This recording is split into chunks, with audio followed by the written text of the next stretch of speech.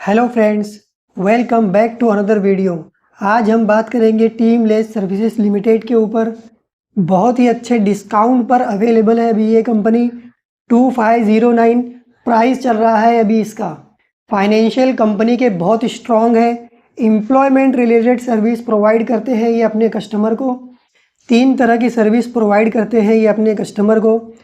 Number 1 general staffing, number 2 specialize staffing, number 3 HR services. ये 3 तरह की सर्विस ये प्रोवाइड करते हैं। ग्रोइंग सेक्टर से आती है कंपनी। जिस तरह सेक्टर ग्रो करता रहेगा इनका बिजनेस ग्रो करता रहेगा। 6% मार्केट शेयर रखती है कंपनी आज के समय में।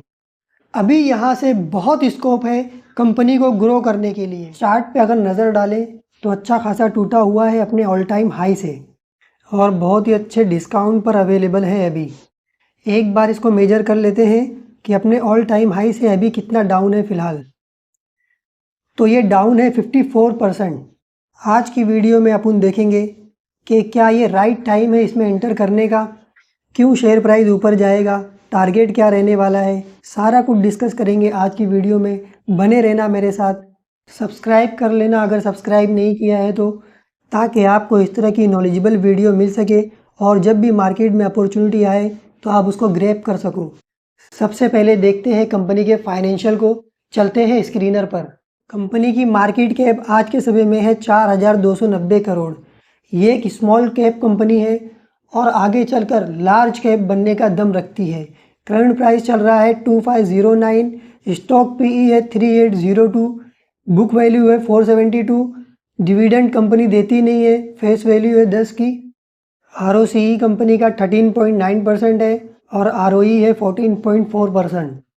प्रमोटर होल्डिंग है 31.6% और डेट है कंपनी के ऊपर 100 crore. Debt to equity ratio है 0.12।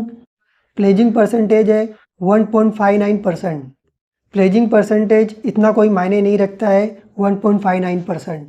अब ओपन कर लेते हैं P&L को। 2012 में कंपनी की सेल थी 926 करोड़। उसके बाद कंपनी ने कभी पीछे मुड़कर नहीं देखा। अभी ट्रेलिंग 12 मंथ का है 8162 करोड़। मतलब कि इन्होंने अपने सेल्स को 8 गुना बढ़ा लिया है सिर्फ और सिर्फ पिछले 12 सालों में।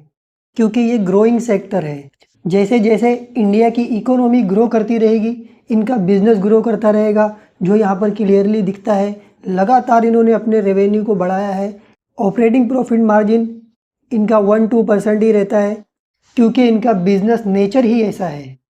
अब नेट प्रॉफिट भी इनका देख लेते हैं कि नेट प्रॉफिट किस तरह रहा है इनका। नेट प्रॉफिट जो इनका नेगेटिव आता था वो अब आता है इनका 111 करोड़।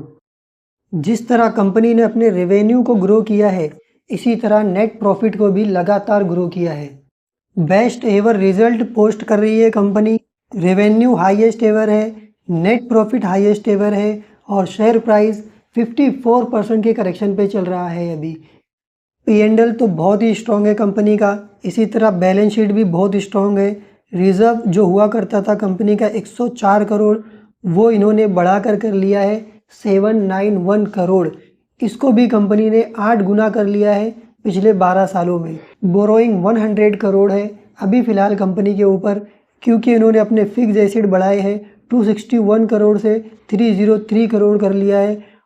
इस साल ही नहीं पिछले 12 सालों से लगातार कंपनी ने अपने फिक्स एसेट बढ़ाते गई है, जिसकी वजह से इनकी रेवेन्यू ग्रो हुई है और इनका नेट प्रॉफिट ग्रो हुआ है। और आगे भी चलकर ये अपने फिक्स एसेट बढ़ाते रहेंगे और अपने नेट प्रॉफिट को ग्रो करते रहेंगे। CWIP में भी इनका 17 करोड़ अभी दिख रहा है। जो ये कंप्लीट हो जाएगा तो ये फिक्स एसेट में चला जाएगा, जिससे इनकी रेवेन्यू और बढ़ जाएगी और नेट प्रॉफिट भी और बढ़ जाएगा। इन्वेस्टमेंट पहले कंपनी करती नहीं थी, अब इन्होंने 194 का इन्वेस्टमेंट भी कर दिया है, जिससे इनको अदर इनकम आएगी। अदर एसिड में देखें तो कैश इनके पास रखा हुआ है 240 करोड़, जबकि बोरोइंग इनके पास सिर्फ और सिर्फ 100 करोड़ है। बैलेंस शीट बहुत ही स्ट्रॉन्ग है इनकी आज के समय में। P&L देख लिया हमने, बहुत ही स्ट्रॉन्ग था। बैलेंस शीट भी बहुत स्ट्रॉन्ग है। अब चलते हैं इन्वेस्टर पर और इनका शेयर होल्डिंग पैटर्न भी देख लेते हैं। पब्लिक के पास है सिर्फ और सिर्फ 7.66%, बाकी सारा स्ट्रॉन्ग हैंड में है।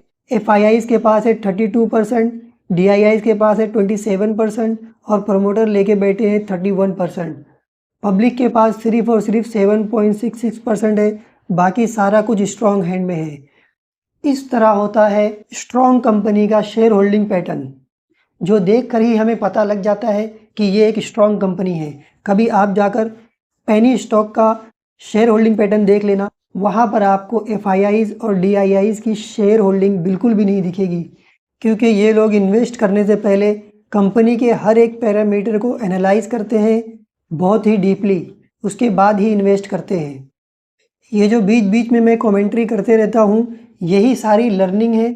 इसको ध्यान से सुनना और समझना और उसके बाद अपनी लाइफ में इसको इम्प्लीमेंट करना बहुत ही काम आएंगी ये सारी बातें आपको अपनी पूरी ज़िंदगी में। अब देख लेते हैं टारगेट क्या रहने वाला है शेयर प्राइस का करंट प्राइस से। चलते हैं tradingview.com पर। आ गए हम कंपनी के चार्ट पर।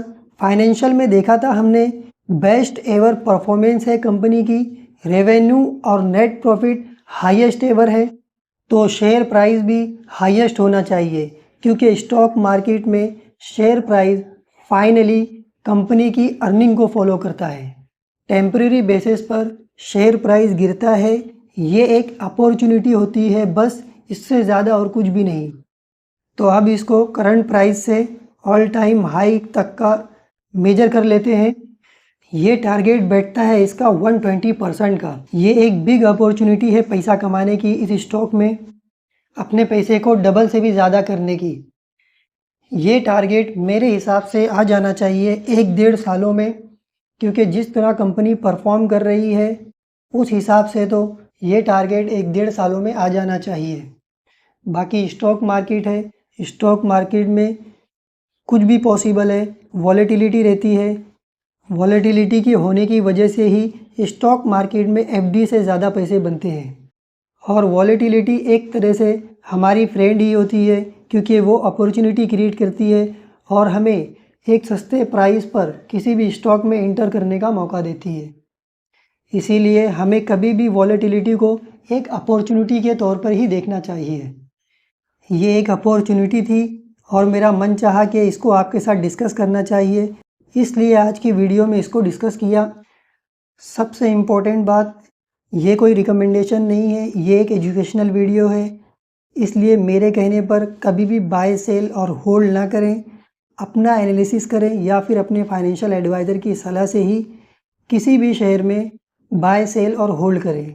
मेरे कहने से तो सिर्फ़ और सिर्फ यहाँ पर समझ लें कि चीज़ों को एनालाइज कैसे किया जाता है और वो सारे रीज़न क्या होते हैं जिसकी वजह से शेयर प्राइस ऊपर जाता है। तो फ्रेंड्स, लर्न करते रहना, अर्न करते रहना। आज की वीडियो में बस इतना ही। मिलते हैं अगली वीडियो में एक और नई अपॉर्चुनिटी के साथ। तब तक के लिए लाइक, शेयर एंड सब्सक्राइब।